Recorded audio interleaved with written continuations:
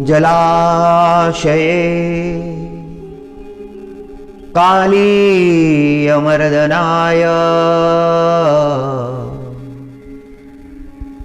यदा कदम्बाद पतन् मुरारी।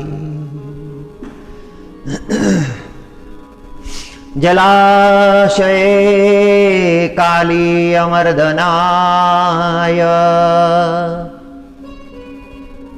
यदा कदम्बाद पतन् मुरारी। गोपांगनाश्चक्रु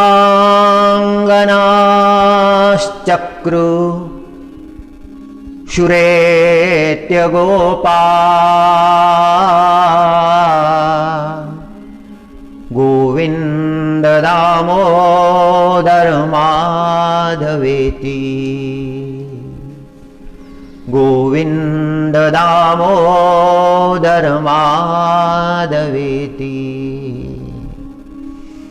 भरतखंडामध्ये झालेल्या महान संतांमध्ये बिल्व मंगलाचार्यांचं स्थान फार मोठं आहे। सगळा जन्म श्रीकृष्ण परमात्म्यांच्या लीलांचं चिंतन करण्यामध्ये गेला आहे। कृष्णाची लीलांचं वर्णन त्यांनी केलं। जलाशये कालीयमर्दनाय यदा कदम्बाद पतन् मुरारी। गोपांगनाश्चक्रुशुरेत्य गोपा गोविंद दामोदर माधवेति। ओम। ज्या वेळेला यमुनेच्या डोहामध्ये निवास करणारा तो भयंकर सर्प कालिया, याला नष्ट करण्यासाठी श्रीकृष्ण परमात्मा कदंब वृक्षावर चढले आणि तिथून उडी घेतली। त्या दुष्ट कालियाला नष्ट करण्यासाठी उडी घेतल्यानंतर जे जल उडालं ते ब्रह्मलोकापर्यंत गेलं, कैलासावर गेलं। ब्रह्मभगवान ब्रह्मलोकामधून पाहायला लागले, कैलासावरून शिव भगवान पाहायला लागले। बिल्व मंगलाचार्यजी महाराजांचं समग्र जीवन हे कृष्ण लीलांच्या चिंतनामध्ये गेलं। त्यांनी जे मधुर वर्णन केलेलं आहे भगवान श्रीकृष्णांच्या लीलांचं,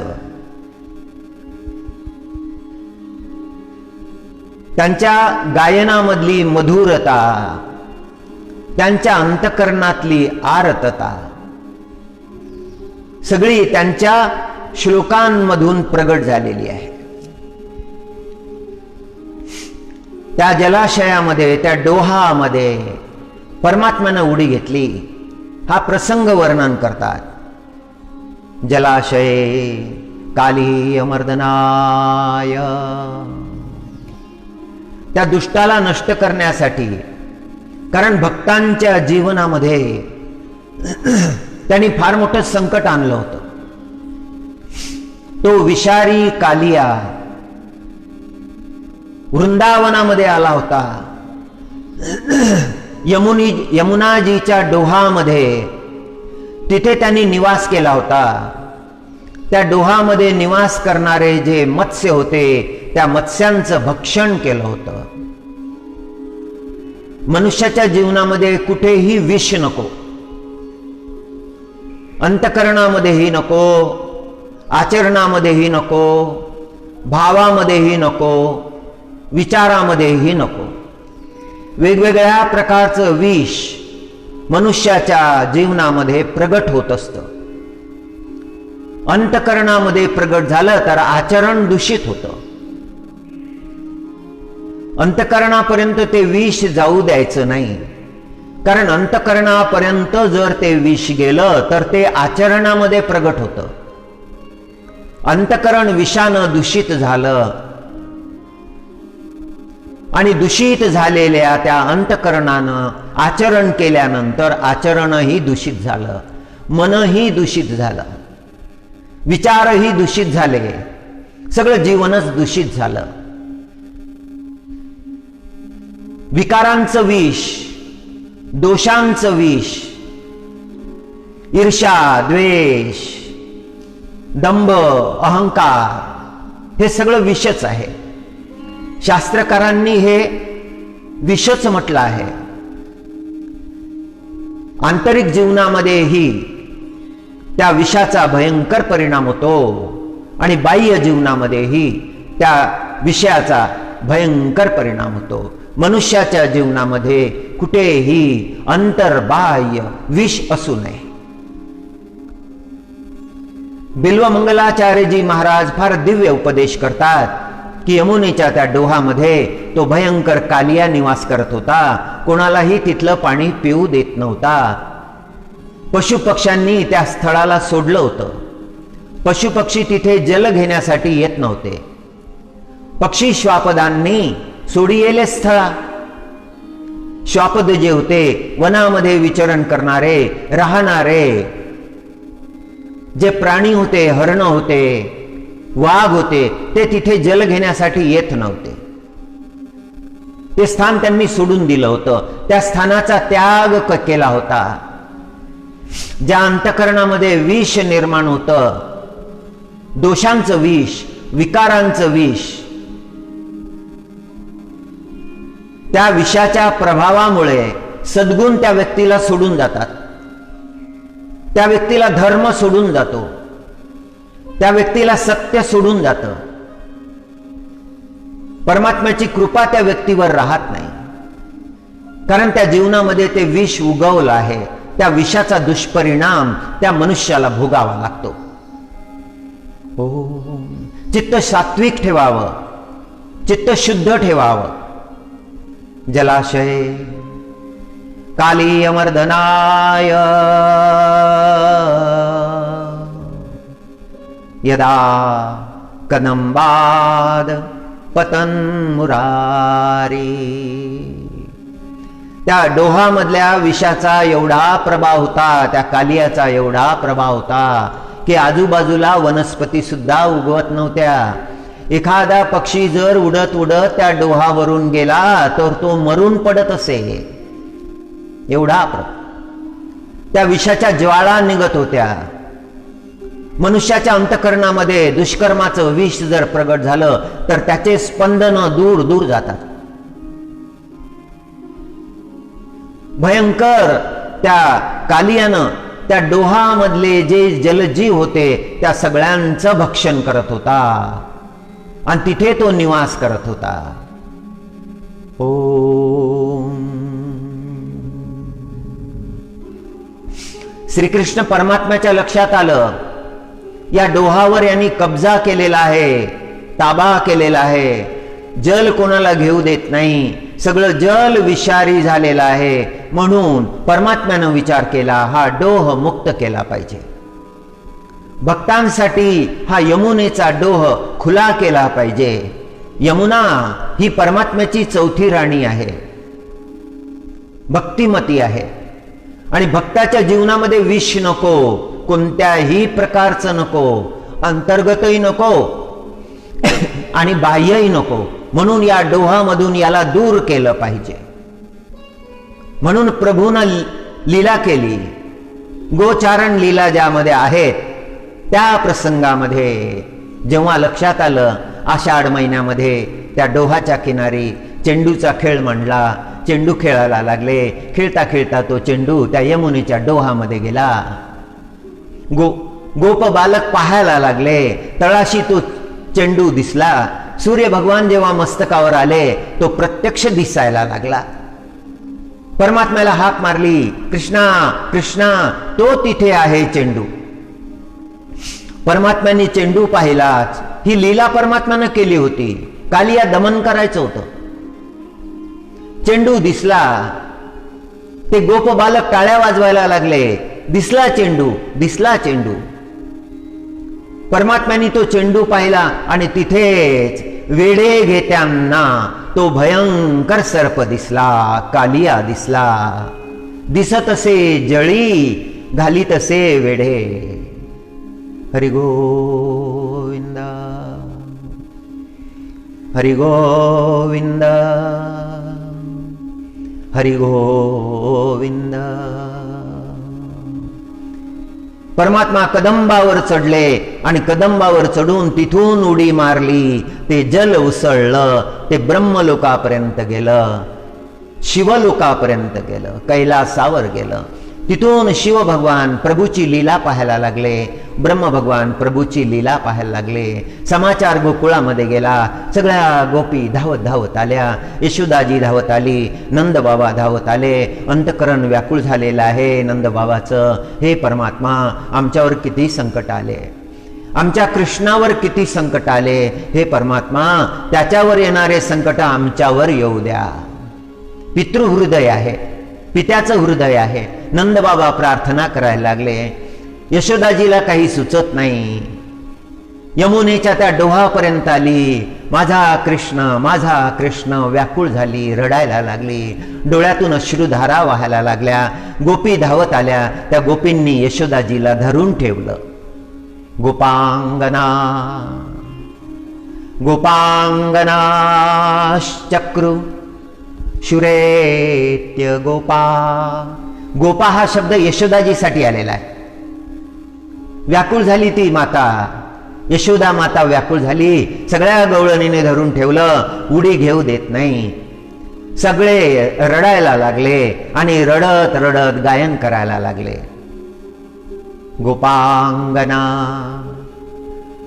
चक्रुशुरेत्य गोपा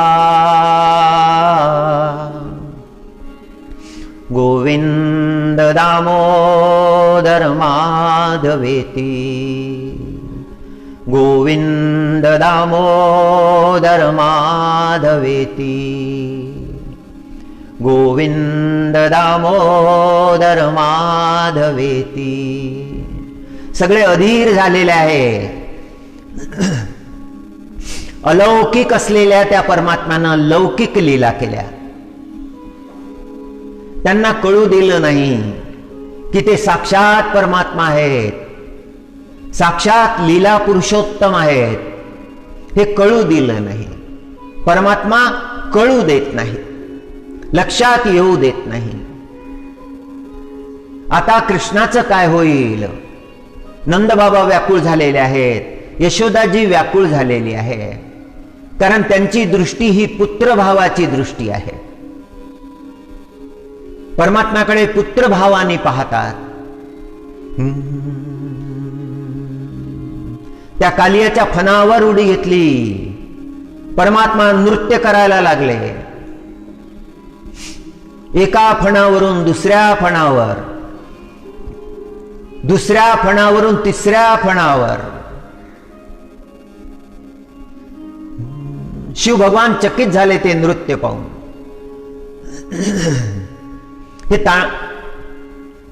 परमात्म्याला विचारलं, प्रभू हे कोणतं नृत्य? कृष्ण परमात्म्याने उत्तर दिलं, प्रभू आपण जेव्हा नृत्य करता ते तांडव नृत्य असतं. जीर्ण शीर्ण झालेल्या जगाला विलीन करण्यासाठी आपण नृत्य करत असता. ते अंतिम नृत्य. पण हे जे नृत्य आहे हे जगाला व्यवस्था देण्यासाठी आहे, दुष्टांचं दलन करण्यासाठी आहे, भक्तांचं रक्षण करण्यासाठी आहे. शिव भगवान तल्लीन झाले. शिव भगवानही तशाच प्रकारे नृत्य करायला लागले. ज्या नृत्य मुद्रा श्री कृष्ण परमात्मा प्रगट करत होते तशाच नृत्य मुद्रा शिव भगवानही प्रगट करायला लागले. अद्भुत असा प्रसंग आहे. तो कालिया जर्जर झाला. श्री कृष्ण परमात्म्याचे ते चरण किती कोमल आहेत, चरण कमल. आणि ते कमलनाथ भगवान नृत्य करायला लागले. या फणावरून त्या फणावर सहस्र फण. जर्जर झाला तो कालिया, त्याच्या मुखातून रक्तबिंदू पडायला लागले.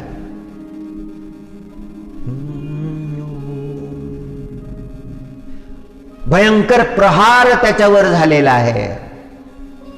त्याच्या दुष्टतेचा अंत करण्यासाठी परमात्म्यानं हे नृत्य आरंभ केलेलं आहे.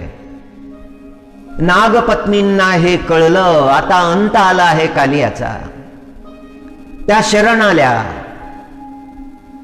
श्रीकृष्ण परमात्म्याच्या समोर प्रगट झाल्या, क्षमा मागायला लागल्या. परमात्मा क्षमा करा, क्षमा करा.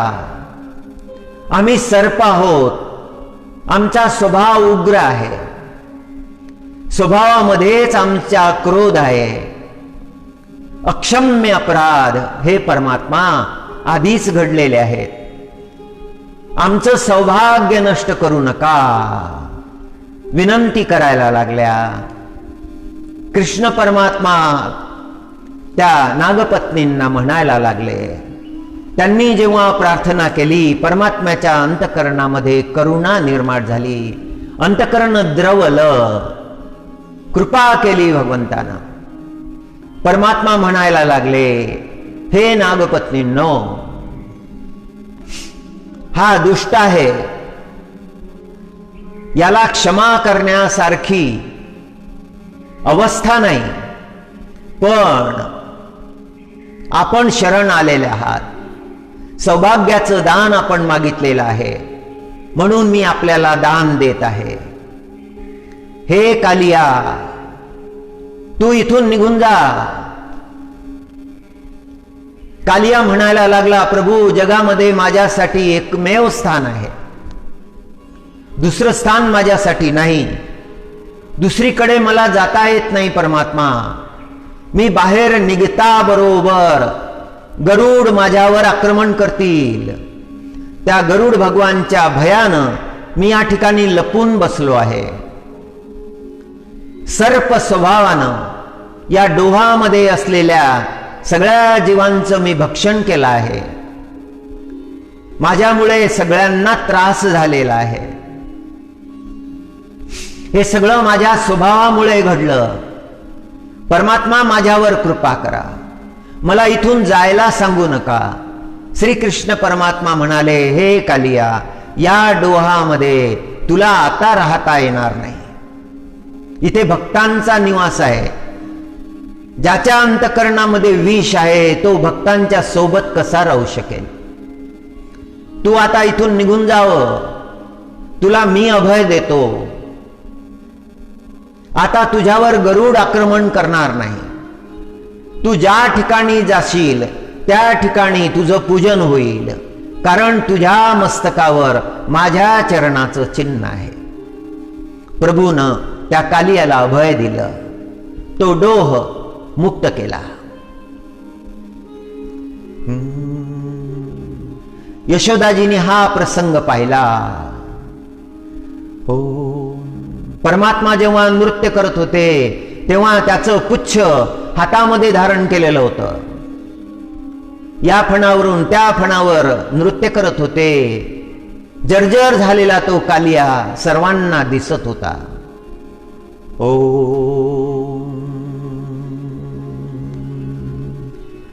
ओ जलाशये कालीयमर्दनाय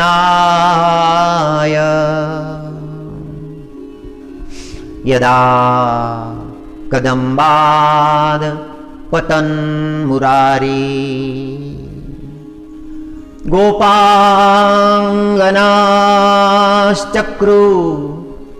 शुरेत्य गोपा गोविंद दामोदर माधवेति गोविंद दामोदर माधवेती. त्या भगवन नामाच्या गायनाचा छंद त्या गोपिकांना लागलेला आहे. नारद भगवाननी नारद भक्ती सूत्रामध्ये त्या गोपिकांचं वर्णन केलेलं आहे. जशी भक्ती त्या गोपिकांनी केली तशी भक्ती जगामध्ये कोण करेल, कोण करू शकेल. त्यांच्या एवढं समर्पण कोणाच्याही ठिकाणी असू शकत नाही. तोच दिव्य भाव बिल्व मंगलाचार्यजी महाराजांनी आपल्या स्तोत्रामध्ये प्रगट केला आहे. ओम. त्या भक्तीची परंपरा जगाला माऊली ज्ञानेश्वर महाराजांनी दिली, मुक्ताई महाराजांनी दिली. मुक्ताईंना ताटीचे अभंग जगाला दिले, अद्भुत असे अभंग जगाला उपदेश केलेला आहे. माऊलीच्या माध्यमातून प्रत्यक्ष उपदेश केलेला आहे. फार सुंदर उपदेश आहे. ओम. वरी भगवा झाला नामे, अंतरी वश केला कामे. त्याला म्हणो नये साधू, जगी विटंबना बाधू. आप आपणा शोधूनी घ्यावे, विवेक नांदे त्यांच्या सवे. आशा दंभ अवघे आवरा, ताटी उघडा ज्ञानेश्वरा. ताटी उघडा ज्ञानेश्वरा. वरी भगवा झाला नामे, अंतरी वश केला कामे. त्याला म्हणो नये साधू, जगी विटंबना बाधू. आप आपणा शोधोनी घ्यावे, विवेक नांदे त्यांच्या सवे. आशा दंभ अवघे आवरा, ताटी उघडा ज्ञानेश्वरा. ताटी उघडा ज्ञानेश्वरा. साधू होण्याची इच्छा निर्माण होते. जीवनामध्ये वैराग्य प्राप्त झालं की साधू व्हावं असं वाटतं. मग असं वाटतं की हे विकार आपल्या अंतःकरणात नाहीतच, या विकारांचा प्रभाव आपल्यावर नाही, आपण साधू व्हावं, परमात्म्याचं चिंतन करावं. सुरुवातीचा हा भाव फार सुंदर असतो, पण हा भाव शेवटपर्यंत टिकत नाही. तो शेवटपर्यंत टिकला पाहिजे. स्वतःला तपासत राहिलं पाहिजे, पुन्हा पुन्हा तपासत राहिलं पाहिजे. भगवे वस्त्र धारण केले, वेगळा वेश धारण केला, जगामध्ये साधूचा वेश धारण केला, पण अंतःकरणामधले जे विकार होते ते जसेच्या तसेच होते. ते काही काढले नाही. अंतःकरण काही रिकामं केलं नाही. ते ठाण मांडून बसलेले होते, मजबूत होते. अनेक प्रकारे ते प्रगट होतच होते, त्याच्याकडे पाहिलं नाही. डोळ्यामधून काम डोकावत होता, अंतःकरणामध्ये क्रोध पेटलेला होता. मदाचं मद्य चढलं होतं. मत्सराचे किडे अंतःकरणाला कुतरडत होते. जसे किडे कुरतडतात त्याप्रमाणे मत्सर अंतःकरणाला कुरतडत होता.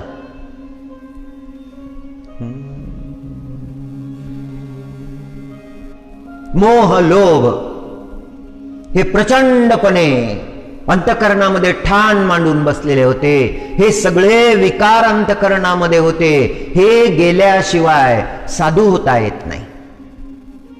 साधू म्हणजे जे साधना करतात, साधना करून ज्यांनी स्वतःला साध्य केलेलं आहे, नियंत्रित केलेलं आहे, आपले इंद्रिय जिंकलेले आहेत, त्यांना साधू म्हणायचं. ज्यांनी अंतःकरणातले जे रिपू आहेत ते जिंकून टाकले, मनोजयी झाले, जितेंद्रिय झाले, अंतकरणानं आधी पूर्ण शुद्ध झाले आणि नंतर बाह्य अंतकरणानं मग ते भगवे वस्त्र धारण केले. ते पूज्य वस्त्र आहेत, ते अग्नीसारखे आहेत, समाजाला परिचय देणारे आहेत. संन्यास दीक्षा झाल्यानंतर मग साधू मंडळींना ते वस्त्र मिळतात. वरी भगवा झाला नामे, भगवत धारण केलं, पण अंतकरणामधले जे दोष होते ते ठाण मांडून बसलेले होते, ते बलवान होते, ते डोकावत होते, त्याचा प्रभाव दिसत होता. मुक्ताईजीनं उपदेश केला की असं जर असेल तर मग त्याला काही अर्थ नाही. वरी भगवा झाला नामे, अंतरी वश केला कामे. अंतकरणामध्ये कामादी दोष बलवान झालेले आहेत, असं साधू होणं काही अर्थ धरत नाही. मुक्ताई उपदेश करतात, त्याला म्हणू नये साधू. जगी विटंबना बाधू. उपनिषदामध्ये वर्णन आलेलं आहे साधकांचं जीवन कसं आहे. साधकाला दोन्हीकडून धोका आहे. इकडून पडला अधपतन आहे, इकडून पडला अधपतन आहे. दोन्हीकडून त्याचा मार्ग फार प्रखर शस्त्रधारेसारखा आहे. त्या शस्त्रधारेवर चालणं जसं कठीण तसं साधूचं जीवन आहे. साधूमध्ये एक दोष दिसला तर तो 1000 पटीनं भयंकर दिसायला लागतो. तो स्वतःलाही दिसतो, इतरांनाही दिसतो.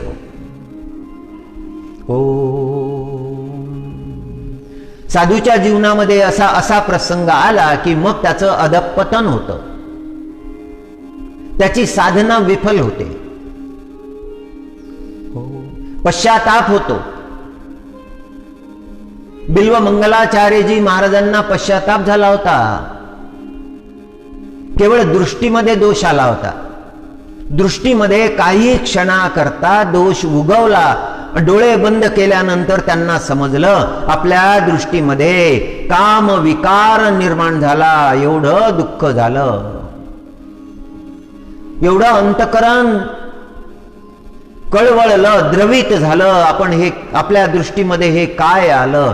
एका क्षणाचा विचार ओळखला, हा डोळ्यामध्ये प्रगट झाला होता.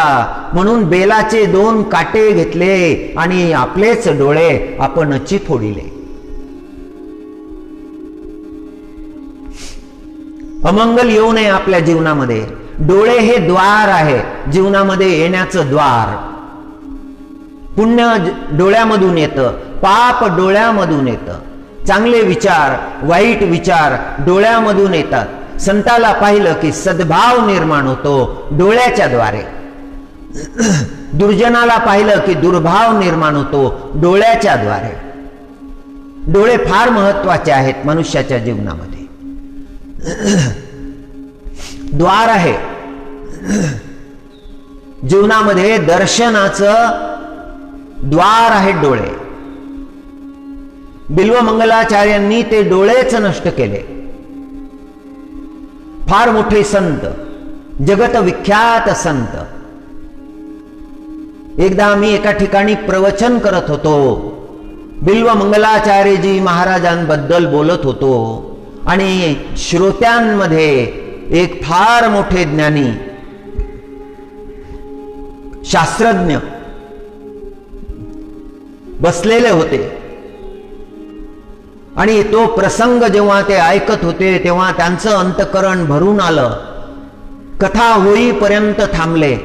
कथा झाल्यानंतर हात जोडून परिचय दिला, आपलं नाव सांगितलं आणि मला सांगितलं, आम्हाला सांगितलं की आपण चला, ज्या ठिकाणी बिल्वमंगलाचार्यजी महाराज थांबलेले होते ते स्थान आपल्याला दाखवतो.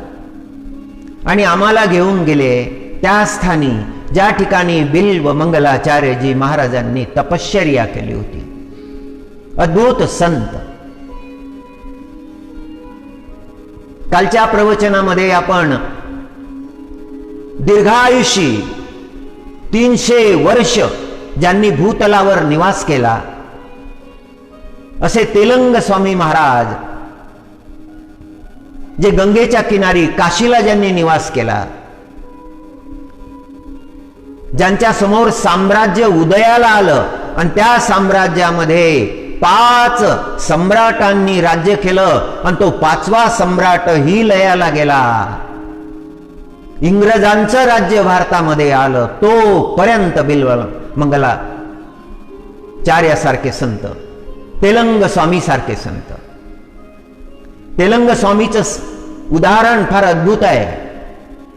इतकं दीर्घ आयुष्य त्यांना प्राप्त झालं होतं. त्यांचा उल्लेख केला पाहिजे.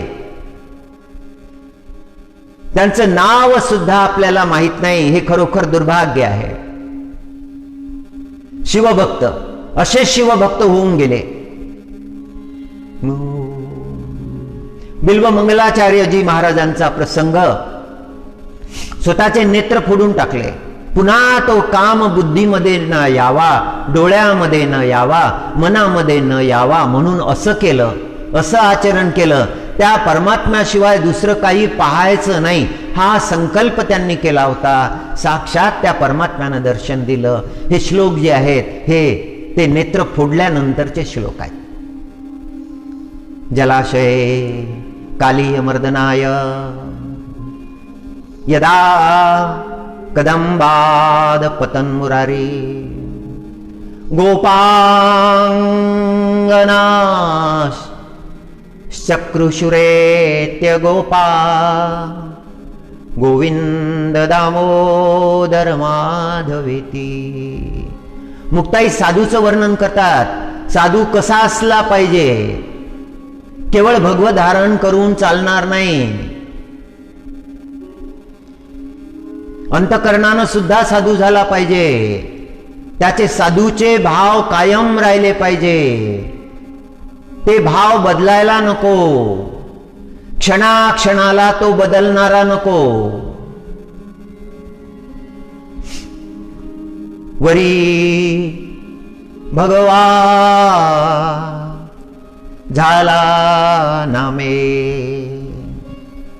अंतरी वश केला कामे.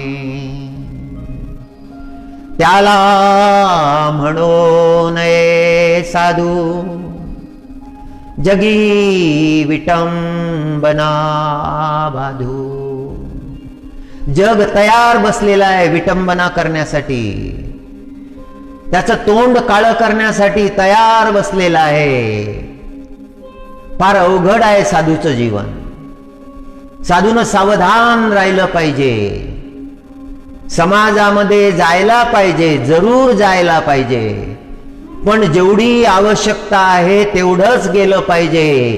फार जास्त समाजामध्ये साधूने फिरू नये. समाजामध्ये लुडबुड करू नये.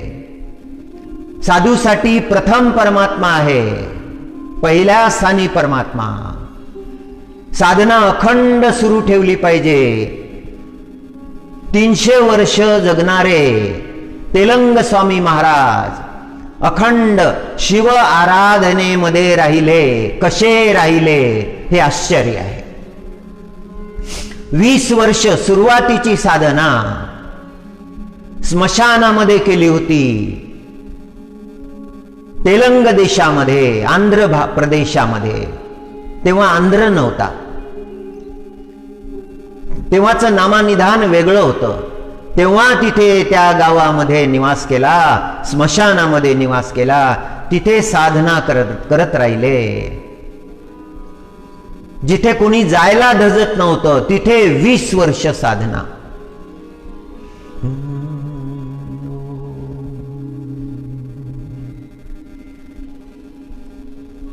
नंतर गुरुची भेट झाली.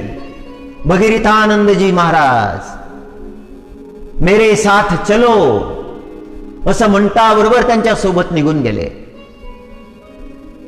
चमत्कार घडले, आपोआप घडले, त्यांनी केले नाही, सहज घडले.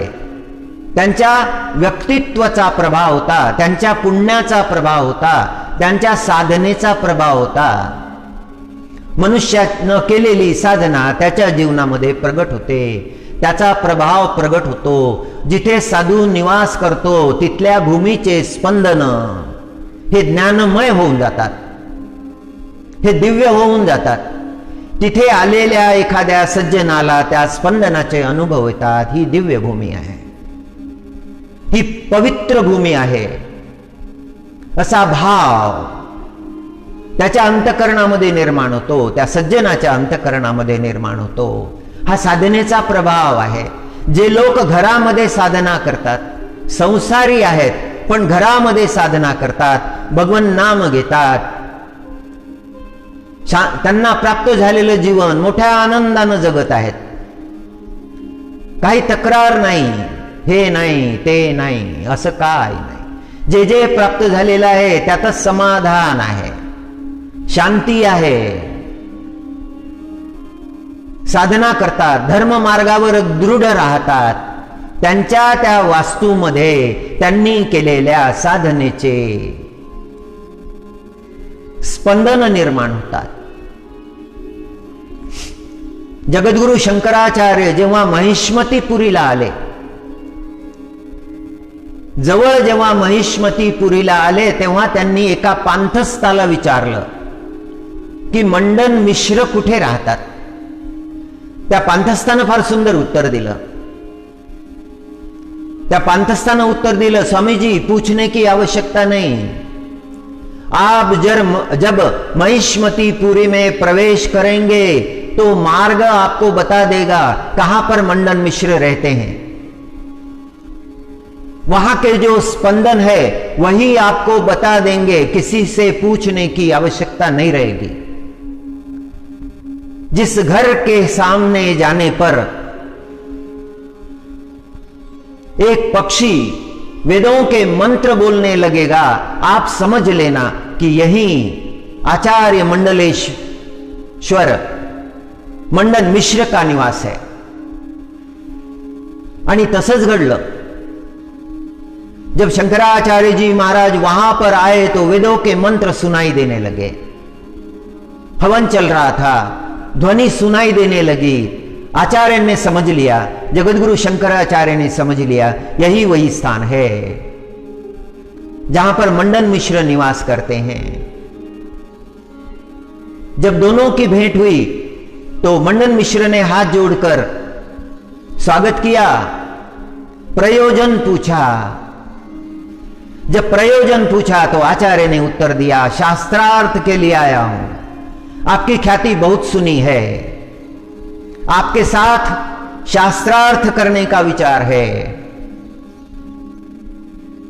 मध्यस्थ कौन होगा? आपकी पत्नी मध्यस्थ होगी, भारती जी मध्यस्थ होगी. शास्त्रार्थ हुआ, आचार्य दिग्विजयी घोषित किए गए.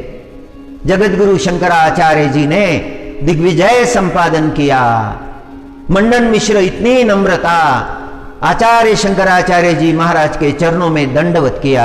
आचार्य ने उन्हें आशीर्वाद दिया. सुरेश्वराचार्य ऐसा नामकरण उनका किया. उन्हें एक शास्त्र धर्म प्रचार का उत्तरदायित्व दिया. केवल ऊपरी लक्षणों से कोई साधु नहीं बन सकता. साधु बनने के लिए जो ज्ञान चाहिए, जो साधना चाहिए, जो भीतर का प्रकाश चाहिए, वो प्राप्त करना. मुक्ताई जी ज्या साधुत्वाची कल्पना करतात, ज्या साधुत्वाचं वर्णन करतात, ते हे असं वैराग्य आहे. तेलंग स्वामी महाराजांसारखं, बिल्वमंगलाचार्य जी महाराजांसारखं, जगद्गुरु शंकराचार्य जी महाराजांसारखं, मंडन मिश्रासारख्या महाज्ञानी प्रज्ञावान अशा साधकांसारखं. साधना ही गृहस्थीमध्येही करता येते, संन्यासी होऊनही करता येते, पण संन्यासाचा मार्ग अवघड आहे. मंडन मिश्रांनी गृहस्थीमध्ये राहून साधना केली. तेलंग स्वामींनी गृहस्थी स्वीकारली नाही, ते गंगेच्या किनारी बसले. ओम बसले तर उठलेच नाही.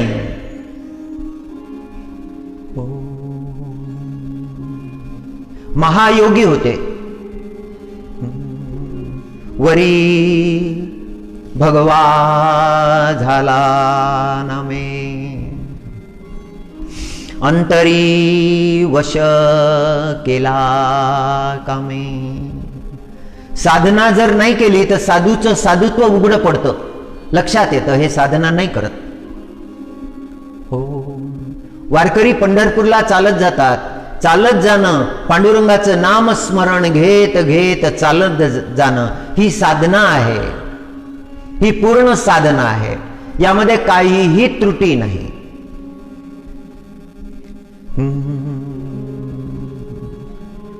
वरी भगवा झाला नामे, अंतरी वश केला कामे.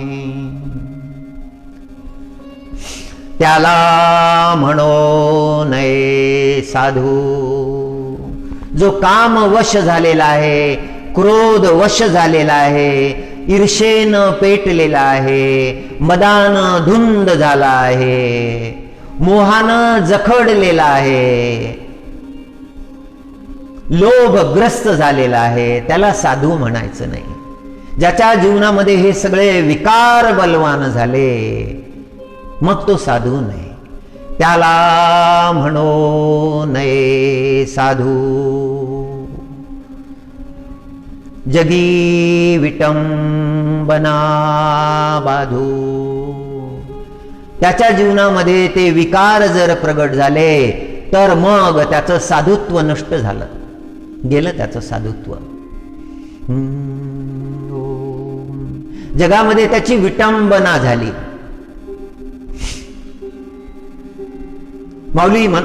माऊलीला म्हणतात मुक्ताई, आप आपणा शोधूनी घ्यावे. प्रत्येकानं आपापला शोध घेतला पाहिजे.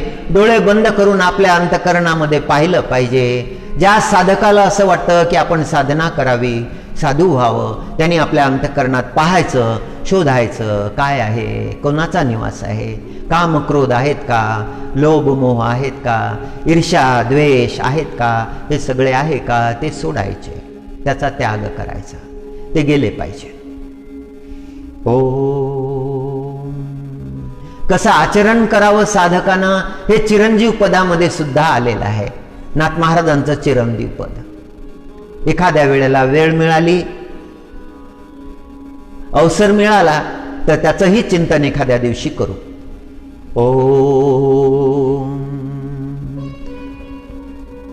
आप आपणा शोधूनी घ्यावे, विवेक नांदे त्यांच्या सवे. आपल्या अंतःकरणामध्ये आपण शोधावं, विवेकाचा प्रकाश, ज्ञानाचा प्रकाश शोधावं की असे काही दोष आपल्या अंतःकरणामध्ये आहे का, हे संसारी माणसानंही शोधावं, साधूनही शोधावं. ज्याला असं वाटतं की आपलं जीवन उच्च गतीला गेलं पाहिजे, श्रेष्ठ गतीला गेलं पाहिजे, त्यांनी हे शोधलं पाहिजे. आशा दंभ अवघे सारा, ते येत असतात, आशा निर्माण होतात. साधना करायला सुरुवात केली की अनुभव यायला लागतात, आणि ते अनुभव तो साधक सांगायला लागतो. ज्यांना त्या अनुभवाचं महत्व नाही त्यांना सांगायला लागतो, आणि मग ते सांगण्यामध्येच त्याला रुची यायला लागते. साधना करण्यामध्ये रुची येत नाही, त्याची साधना बुडाली. मार्ग फार लांबचा आहे, दूर जाणं आहे. थोड्यावर समाधान मानता येत नाही, तिथेच थांबता येत नाही. साधना अखंड सुरू ठेवली पाहिजे. साधकानं हे लक्षात घेतलं पाहिजे, मला हे सांगायचं नाही, याचं निवेदन करायचं नाही, याचं निवेदन करण्यामध्ये काही अर्थ नाही. मला माझं अंतःकरण शुद्ध केलं पाहिजे, पवित्र केलं पाहिजे, माझ्या गंतव्याकडे माझं लक्ष असलं पाहिजे, ते लक्ष विचलित होऊ नये.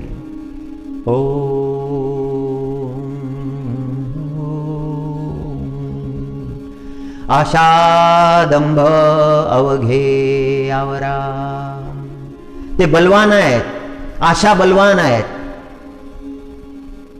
आशा बाध्य करतात, धावायला लावतात. एवढं करायचं आहे, एवढं करायचं आहे, एवढं करायचं आहे.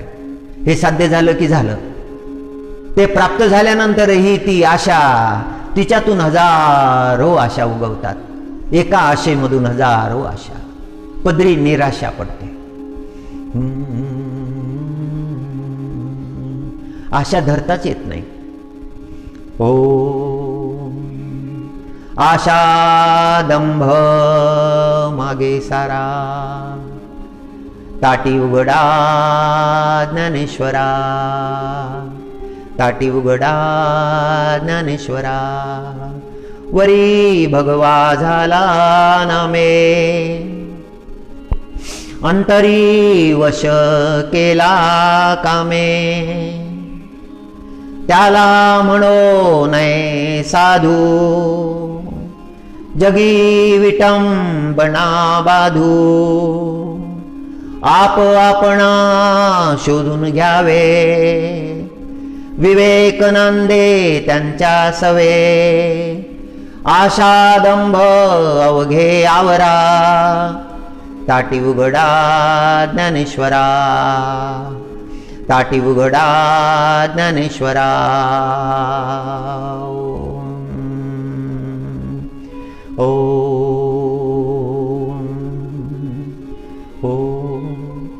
राम भगत जगत चारि प्रकारा.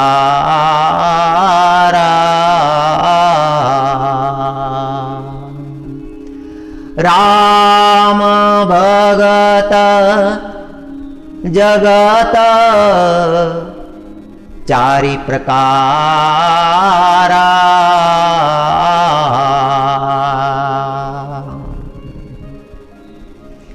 सुकृती चारिउ अनघ उदारा. चाहूं चतुर कहूं नाम अधारा.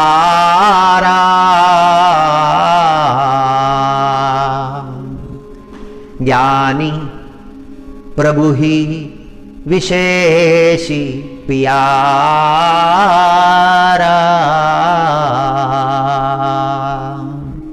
स्वामीजीचा भाव, भक्ताबद्दलचा भाव. चार प्रकारचे भक्त जगामध्ये आहेत, माऊली ज्ञानेश्वर महाराजांनी वर्णन केलेलं आहे. भगवद्गीतेमध्ये 7व्या अध्यायामध्ये हा श्लोक आलेला आहे. चतुर्विद्या भजते मां योजना सुकृतिने अर्जुना. आर्तो जिज्ञासुरर्थार्थी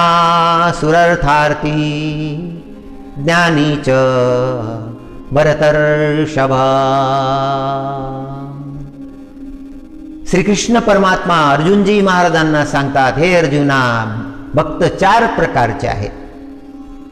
चतुर्विद्या भजते मां जना सुकृतो नोर्जुना. आर्तो जिज्ञासुरर्थार्थी ज्ञानी च भरतर्षभ. माऊली म्हणाले, पहिला आर्तू मानिजे, दुसरा जिज्ञासू बोलिजे, तिजा अर्थार्थी जाणीजे, ज्ञानिया चौथा. चार सांगितले. ज्ञानेश्वरीने उद्घोष केला, भगवद्गीतेने उद्घोष केला, रामचरितमानसनेही उद्घोष केला. राम भगत चारी प्रकारा.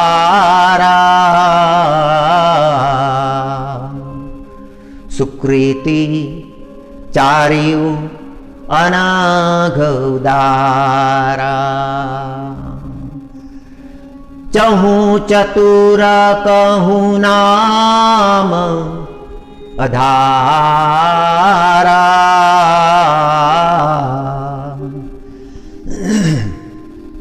ज्ञानी प्रभु ही विशेषी प्यारा। चार प्रकारचे भक्त आर्त, त्यांच्यावर काही संकट आलं की मग ते परमात्म्याच्या भक्तीला लागतात। रामकृष्ण हरी, रामकृष्ण हरी, रामकृष्ण हरी, रामकृष्ण हरी, रामकृष्ण हरी। पांडुरंगा, या संकटाचं निवारण कर। हे सहन होत नाही पांडुरंगा। जीवनामध्ये संकट निर्माण झालं, संकट आलं म्हणून परमात्म्याची भक्ती करायला लागले, परमात्म्याचं नाम घ्यायला लागले, परमात्म्याला प्रार्थना करायला लागले। पांडुरंगा, संकटापासून सोडवा, दूर करा पांडुरंगा हे संकट। हे जे भक्त आहेत हे आर्त आहेत, सगळे श्रेष्ठच आहेत बरं का, कोणी कमी जास्त नाही। भक्त म्हटले, परमात्म्यानं जर त्यांचं वर्णन केलं तर ते श्रेष्ठच आहेत।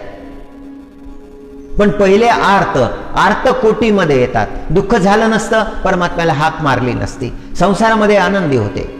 जोपर्यंत सुखाचे दिवस होते आठवणच आली नाही, परमात्म्याची आठवण आलीच नाही, स्मरण झालंच नाही। काही संकट आलं मग परमात्म्याची आठवण झाली। संकट निवारण व्हावं म्हणून परमात्म्याला प्रार्थना केली। आर्त भक्त, परमात्मा त्याचं संकट दूर करतात। ओम पहिला आरतू मानिजे, दुसरा जिज्ञासू बोलीजे। यांच्या जीवनामध्ये तसं काही संकट नाही, यांचं जीवन व्यवस्थित चाललेलं आहे, सगळं अगदी आनंद आहे, काही त्रुटी नाही। पण हे संत काय म्हणतात, ते संत काय म्हणतात, ते संत काय म्हणतात, जाणून घेतात, विवाद करतात, पण ते दृढ धरत नाही। एक तत्व दृढ धरी मना, हरीशी करुणा येईल तुझी। ही फार उच्च अवस्था आहे। यांच्या अंतःकरणामध्ये तो आर्तभाव निर्माण होत नाही, ते तत्व ते दृढ धरत नाही, ते तपासत राहतात। या संतांनी हे म्हटलं, त्या संतांनी ते म्हटलं, जिज्ञासा आहे अंतःकरणामध्ये, जाणून घेण्याची इच्छा आहे। पण समत्व शोधलं पाहिजे, एकत्व शोधलं पाहिजे। सगळ्या संतांच्या वाणीमध्ये तेच आहे, जे आवडलं ते ग्रहण करायचं, ते दृढ धरायचं, आपलं कल्याण करून घ्यायचं। पण यांच्या जीवनामध्ये जिज्ञासा आहे, हे जिज्ञासू आहे, दुसऱ्या प्रकारचे भक्त। हा काय म्हणतो, तो काय म्हणतो, हे शास्त्र ते शास्त्र, गुंतागुंत तयार होतो अंतःकरणामध्ये। जिज्ञासू, जाणून घेण्याची इच्छा, साधना करण्याची तयारी नाही।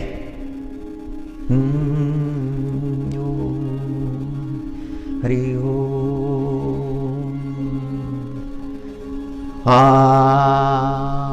दुसरा जिज्ञासू बोलीजे,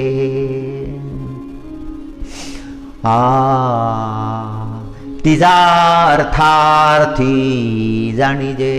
तिसऱ्याला पैशाची आवश्यकता आहे, धनाची आवश्यकता आहे, पदाची आवश्यकता आहे, तर तो परमात्म्याच्या दर्शनाला जातो, मनामध्ये संकल्प करतो, परमात्मा धनाची जी अडचण आहे दूर करा, धन मिळू द्या, धन मिळू द्या, धन मिळू द्या, हे परमात्मा धनाची इच्छा पूर्ण करा, हे कार्य संपन्न होऊ द्या, ते कार्य संपन्न होऊ द्या। अशा प्रकारची त्या अर्थासाठी तो जातो, म्हणून त्याला म्हटलं आहे अर्थार्थी। ओम। चौथा भक्त आहे ज्ञानी, तो परमात्म्याला जाणून घेण्याचा प्रयत्न करतो, ते ज्ञान प्राप्त करतो आणि त्या ज्ञानामध्ये तो तल्लीन होऊन जातो। आता त्याला काही मागणे नाही, त्याच्या अंतःकरणामध्ये मागण्याची इच्छा नाही, काही मागणं नाही। तो परमात्मा प्राप्त केला, धन्य झाले। आता कुठे धावे मन, आता कुठे धावे मन, तुमचे चरण देखलिया, तुमचे चरण देखलिया. त्याचं मन धावत नाही. आशा तृष्णा यांच्या धावा खुंटल्या, संपल्या धावा. ते चरण पाहिले पांडुरंगाचे, ते चरण. हो तेथ आर्त जो आरतीचे निव्याजे, जिज्ञासू तो जाणवयाची लागी भजे, तिजेनी तेणे इच्छिजे अर्थसिद्धी. मग चौथियाचे ठाई काहीच करणे नाही, म्हणोनी भक्तू एकू पाही, ज्ञानी आजो. हा परमात्म्याला प्रिय आहे भक्त. याचं सगळं चित्त त्या परमात्म्याच्या ठिकाणी लागलेलं आहे.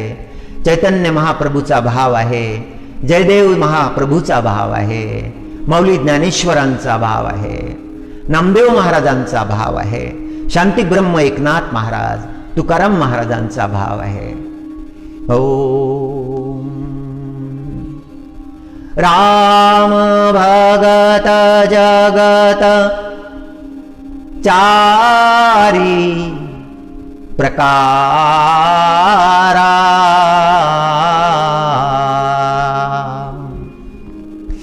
सुकृती चारी वा अनघ उदारा,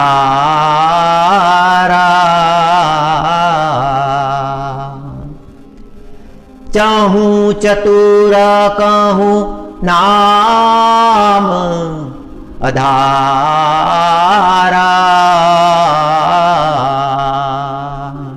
स्वामी जी महाराज उपदेश करते हैं कि ये 4 प्रकार के भक्त है, सभी श्रेष्ठ है, सभी को नाम का आधार लेना चाहिए, प्रभु राम के नाम का आधार लेना चाहिए.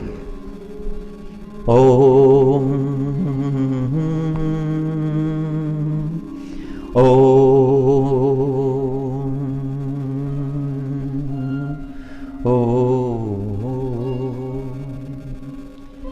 किती वेळा जन्मायावे, किती वेळा वावे फजित,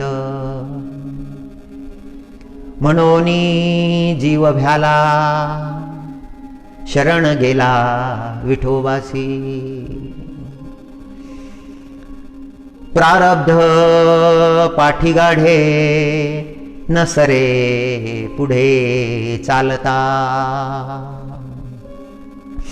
तुका म्हणे रोकडी हे, होती पाहे फजिती. किती वेळा जन्मायावे, किती वेळा वावे फजित. नको हा जन्म. किती वेळा जन्माला यायचं आणि किती वेळा फजित पावायचं. दुर्दशा होते जीवनामध्ये. संसाराचे क्लेश, जगाचे क्लेश सहन केल्यानंतर मनुष्याचं अंतःकरण विदीर्ण होऊ जातं. संतांच्या अंतःकरणाला वेदना होतात. जगद्गुरु तुकाराम महाराजांच्या अंतःकरणाला वेदना होतात. महाराज आपला भाव प्रगट करतात. किती वेळा जन्मा यावे, किती व्हावे फजित. मनुष्यालाही अनुभव येतात, पण मनुष्य विचार करतो की नाही पुढे चांगले अनुभव येणार आहेत. ज्या ठिकाणी जे नाही ते शोधण्याचा प्रयत्न करतो, तो ब्रह्मरस त्या ठिकाणी नाहीच. विषयाच्या रसामध्ये ब्रह्मरस शोधणं, मनुष्य तो रस तिथे शोधायला लागतो. पुढे चांगलं होईल, पुढे चांगलं होईल, पुढे श्रेष्ठ होईल. ते विषयाची फळं तो चाखत राहतो. ओ योगी अरविंद घोषांनी फार सुंदर वर्णन केलेलं आहे त्यांच्या महाकाव्यामध्ये, की एक वृक्ष आहे, त्या वृक्षाला फळं लागलेले आहेत, कटू फळं आहेत. दोन पक्षी आहेत. एक पक्षी वरच्या फांदीवर, सर्वोच्च फांदीवर बसलेला आहे, तो कुठल्याच फळाला चोच मारत नाही. पण मधल्या फांदीवर जो पक्षी बसलेला आहे तो त्या प्रत्येक फळाला चोच मारून पाहतो की मधुर आहे का फळ. सगळे कटू फळ आहे. संसाराचा वृक्ष आहे, विषयाचा वृक्ष आहे, त्याला लागलेली फळं सगळी कटू आहेत. पण वर बसलेला जो पक्षी आहे तो निवांत झालेला आहे. त्याच्या लक्षात आलेलं आहे की हे सगळे कटूच फळ आहेत. ओम हरि ओम हरि ओम. जगद्गुरु तुकाराम महाराज उद्घोष करतात, किती वेळा जन्मा यावे, किती व्हावे फजित. किती वेळा जन्माला यायचं आणि किती वेळा फजित पाहावायचं, दुर्गतीच होते संसारामध्ये. ओम मनोनी जीव भ्याला. जन्माओ जन्मांतरीचे अनुभव आहेत, अनंत जन्म झालेले आहेत. त्या जन्मांतरीचे अनुभव ते लक्षात आले आणि मग लक्षात आलं एकच गोष्ट आहे, एक तत्व. दृढ धरी मना, हरीशी करुणा येईल तुझी. किती वेळा जन्मावे, किती व्हावे फजित. मनोनिया जीव भ्याला, शरण गेला विठोबासी. त्या परमात्म्याला शरण जाणं बिल्वमंगलाचार्यांचा तोच संदेश आहे. तेलंग स्वामी महाराजांचा तोच संदेश आहे. जगद्गुरु शंकराचार्यजी महाराजांचा तोच संदेश आहे. या संतांचे शब्द आपण अंतःकरणात धारण करावे. प्रारब्ध पाठी गाढे, न सरे पुढे चालता. जे झालं ते प्रारब्धानं झालं आणि हे प्रारब्ध सरत नाही, ते वाढत जातं.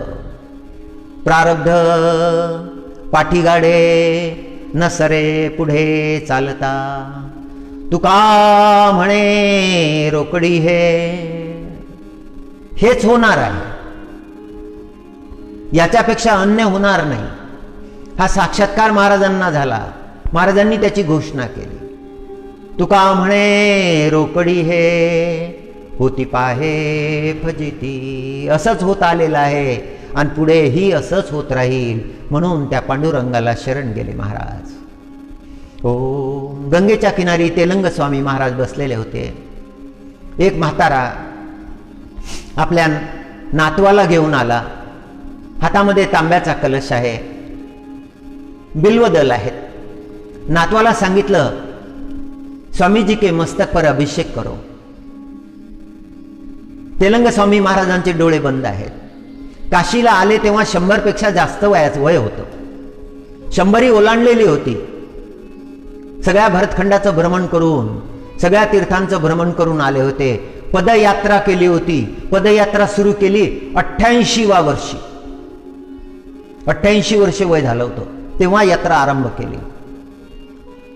योगाचं शरीर आहे, मनुष्याच्या शरीरासारखी कल्पना करता येत नाही. अनेक संत महात्म्यांनी त्यांचं गुणगान केलेलं आहे. त्यांच्या वयाची माहिती संत महात्म्यांच्या ग्रंथामधून प्राप्त झाली. विदेशी पर्यटकांनी सुद्धा ब्रिटिश काळामध्ये काशीमध्ये घडलेले अनुभव शब्दांकित केलेले आहे. एवढ्या मोठ्या संताचं नाव जरी आपल्याला माहीत झालं तरी कृपा झाली परमात्म्याची. असे चमत्कार अनेक संतांच्या जीवनामध्ये या भरतखंडामध्ये झालेले आहेत. जगद्गुरु तुकाराम महाराजांनी त्या राजाला भंडारा सोन्याचा दाखवला होता. दृष्टी दिली होती. सगळा डोंगर, भंडारा डोंगर सोन्याचा दाखवला. तशी गरज नव्हती दाखविण्याची, पण वेळ आलेली होती म्हणून दाखविला होता. संत चमत्कारामध्ये विश्वास करत नाहीत, करतच नाही चमत्कार. चांगदेवजी महाराज वाघावर बसून आले होते. त्यांच्या स्वागतासाठी जाणं जरुरी होतं. माऊलीनं जड भिंत चालविली. वेळ आली होती, त्याच्याशिवाय ते सामर्थ्य कळलं नसतं. रेडा बोलविला, आपलं ऐश्वर्य दाखवून दिलं. गरज आली होती, आवश्यकता पडली होती. गंगेमधून स्नान करून म्हातारा आपल्या नातवंडाला घेऊन आला. नातवंडाला सांगितलं कि स्वामी जी के मस्तक पर अभिषेक करो. गंगा जल का अभिषेक स्वामी जी महाराज के मस्तक पर किया. सभी भक्त कर रहे थे. जो लोग काशी जाते थे वो विश्वनाथ भगवान का दर्शन करते थे, भैरवनाथ भगवान का दर्शन करते थे, अन्नपूर्णा जी का दर्शन करते थे, मणिकर्णिका घाट का दर्शन करते थे, काशी की परिक्रमा करते थे और काशी लौटने से पहले तेलंग स्वामी महाराज का भी दर्शन करते थे. उस बालक ने तेलंग स्वामी महाराज के मस्तक पर अभिषेक किया. दादाजी ने उसे बिल्वदल दिया. बिल्वदल स्वामी जी महाराज के मस्तक पर रखो और फिर कहा अभी प्रणाम करो. उस बालक ने प्रणाम किया, फिर दादाजी ने भी प्रणाम किया और दादाजी कहने लगे अपने पौत्र को, अपने पोते को कहने लगे कि बेटा ये जो स्वामी महाराज है, ये स्वामी जी महाराज हमारी पीढ़ी के 10वीं पीढ़ी के जो दादाजी थे उन पर इनकी कृपा हो गई थी. उनके मस्तक पर इन्होंने हस्त रखा था. इन्हीं के कृपा कारण आज हमारा वंश इस काशी नगरी में मान्यता को प्राप्त हुआ है. ऐसी कृपा तेलंग स्वामी महाराज ने काशी के अनेकों परिवारों पर की. अद्भुत संत. ओम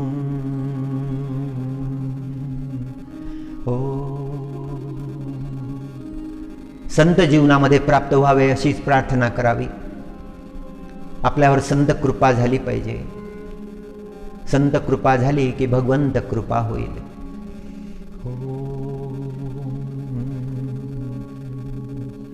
नाथ महाराजांनी त्या पांडुरंगाच्या चरणाचं वर्णन केलं.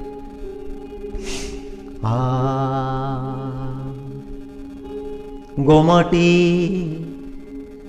गोजिरी पाऊले साजिरी. गोमटी गोजिरी पाऊले साजिरी. कटी मिरविली करे दोन्ही.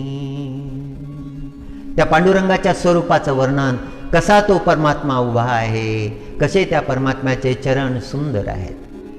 गोमटी गुजिरी पाऊले साजिरी.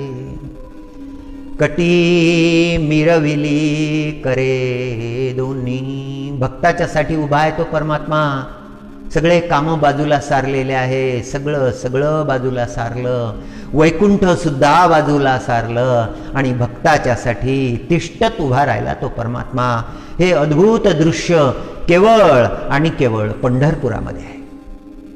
परमात्मा भक्ताची प्रतीक्षा करत आहे. अजूनही उभा आहे. पुंडलिकानं उभा केला, आपल्या भक्तीच्या बळे उभा केला आणि तो परमात्मा उभा राहिला. आजही तसाच उभा आहे तो परमात्मा. ते चरण पाहिले नाथ महाराजांनी आणि नाथ महाराजांची वाणी वर्णन करायला लागली. गोमटी गोजिरी पाऊले साजिरी. कटी मिरविली करे दोन्ही. कटी मिरविली करे दोन्ही. वारी करत करत आले जगद्गुरु तुकाराम महाराज. पायी चालत आले. वीणा घेऊन निघाले. वीणा घेऊन निघाले म्हणजे नाम घेऊन निघाले. विठ्ठल विठ्ठल विठ्ठल आडरानाने आले. चित्त सगळं परमात्म्यामध्ये लागलेलं आहे. नद्या लागल्या, दऱ्या लागल्या, खोरे लागले, पर्वत लागले. ते सगळं पार करत करत विठ्ठल नामामध्ये तल्लीन होत होत महाराज पंढरपूरला आले. त्या पांडुरंगाचं दर्शन घेतलं, ते चरण पाहिले. गुजिरी गोमटी गुजिरी पाऊले साजिरी. आणि ते पाऊले पाहिल्यानंतर, ते चरण पाहिल्यानंतर मन शांत झालं. अंतःकरणामध्ये भाव निर्माण झाला. आता कुठे धावे मन, आता कुठे धावे मन. तुमचे चरण देखिलिया, तुमचे चरण देखिलिया. आपल्या मनाचा अनुभव प्रगट केला. आता ते मन जे धावणार आहे, ज्याचा धावण्याचा स्वभाव आहे, ते आता शांत झालं. आता त्याच्या धावा खुंटल्या, आशेच्या धावा खुंटल्या, आकांक्षेच्या धावा खुंटल्या. आता काही आशा राहिली नाही, काही आकांक्षा राहिल्या नाही. सगळं आता या ठिकाणी, या चरणाजवळ प्राप्त झालेलं आहे. ओम दिव्य भाव महाराज प्रगट करतात.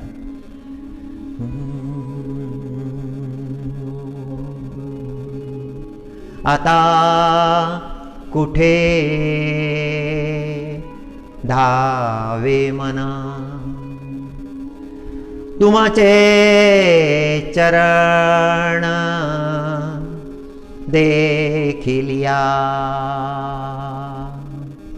तुमचे चरण देखिलिया.